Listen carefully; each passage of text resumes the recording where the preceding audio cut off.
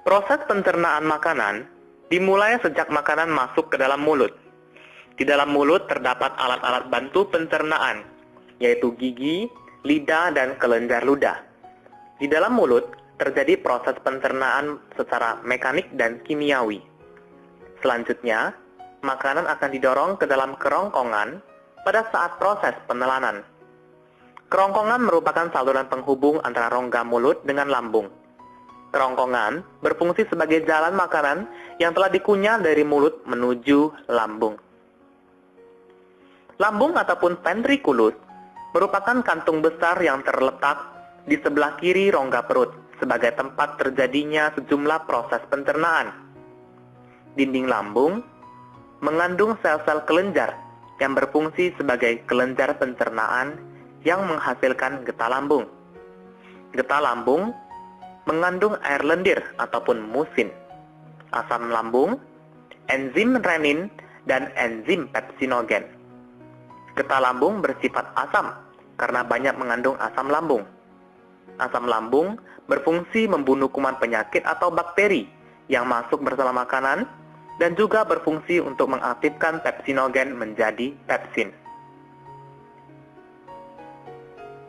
Selanjutnya, makanan sedikit demi sedikit keluar menuju usus 12 jari yang merupakan bagian dari usus halus.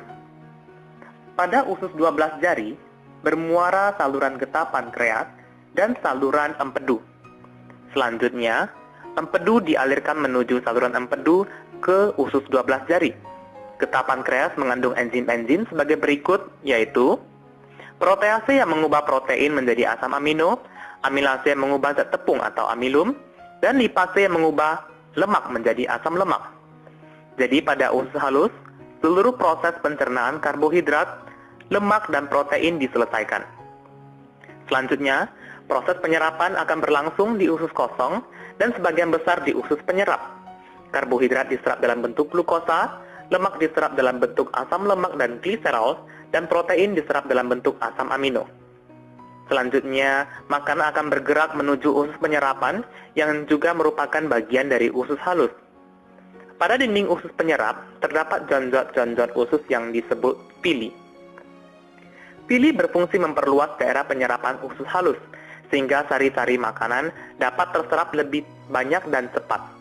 Dinding pili banyak mengandung kapiler darah dan kapiler limfe, ataupun pembuluh getah bening usus. Agar dapat mencapai darah, sari-sari makanan harus menembus sel dinding usus halus yang selanjutnya masuk ke pembuluh darah atau pembuluh limfe. Asam lemak dan gliserol bersama empedu membentuk suatu larutan yang disebut misel. Pada saat bersentuhan dengan sel pili usus halus, gliserol dan asam lemak akan terserap. Umumnya sari makanan diserap saat mencapai akhir usus halus. Sisa makanan yang tidak diserap secara perlahan-lahan bergerak menuju usus besar. Pada usus besar yang disebut juga dengan kolon, akan terjadi proses pembusukan makanan. Usus besar terdiri dari bagian yang naik, yaitu dimulai dari usus buntu, bagian mendatar, bagian yang menurun, dan berakhir pada anus. Di dalam usus besar, terdapat bakteri Escherichia coli. Bakteri ini membantu dalam proses pembusukan sisa makanan menjadi feses. Selain membusukkan sisa makanan, bakteri Escherichia coli juga membantu untuk menghasilkan vitamin K.